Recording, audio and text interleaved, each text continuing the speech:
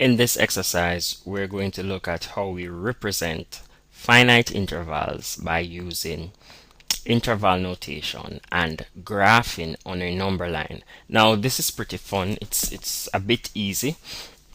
Now, if you remember when we were looking at our lesson on finite intervals, we had stated that a finite interval has two endpoints, okay? And if you notice in the worded description, you would notice I have a 3 for one endpoint and a 7. Now let's look at these.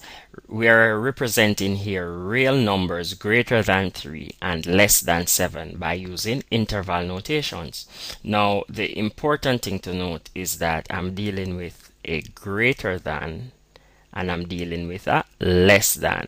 And we had stated initially when dealing with greater than we must use, or less than, we must use our parenthesis. Okay, so I'm going to open my parenthesis and it's greater than 3, so I'm going to put 3 there and I'm going to comma, and it's less than 7, so I'm going to put my 7 there and I'm going to close with my parenthesis. Now 3 and 7, these two numbers are the endpoints. However, we use parentheses to show that they are not included in the solution set. So we can go ahead and we can represent this quickly on a number line. So here I'm going to have my open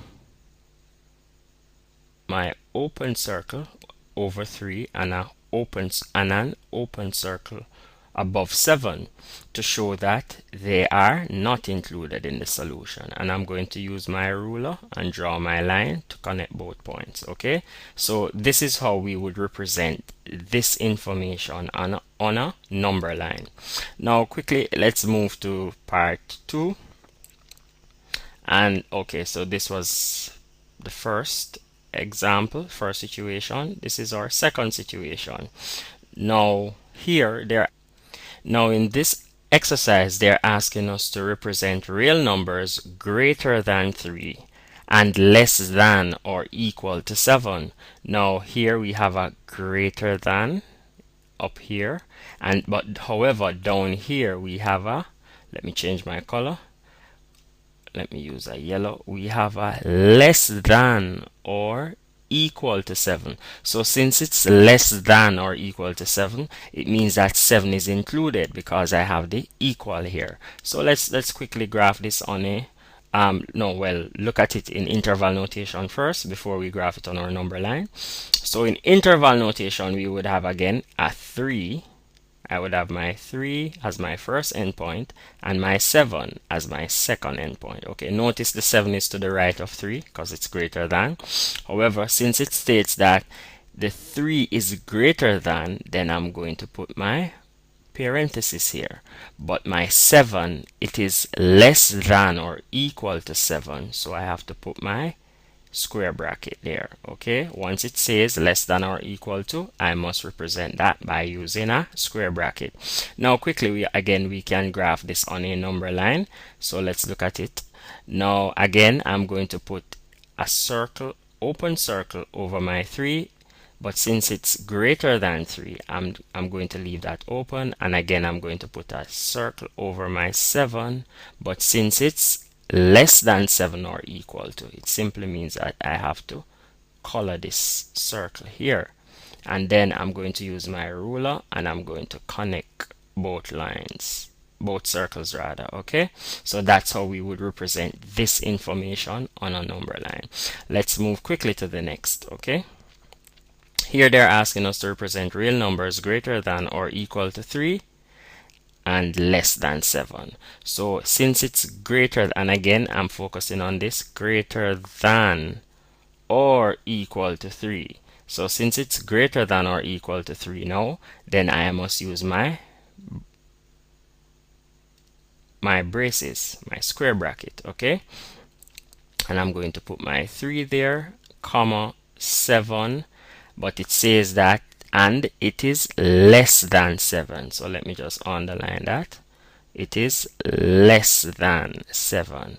So I must now use my parenthesis on this side since 7 is not included. Okay, so I'm going to use my parenthesis there.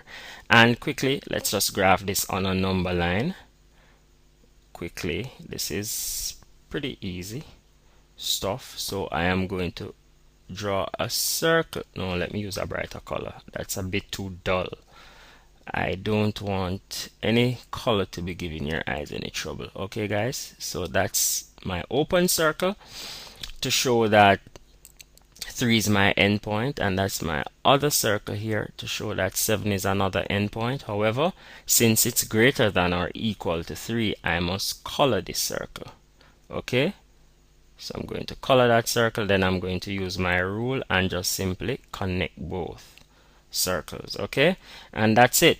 Now in the next exercise, we have here real numbers greater than or equal to 3 and less than or equal to 7. If you notice here now, we have both greater than or equal to 3 and also we have less than or equal to 7. So this suggests that I must have my square brackets.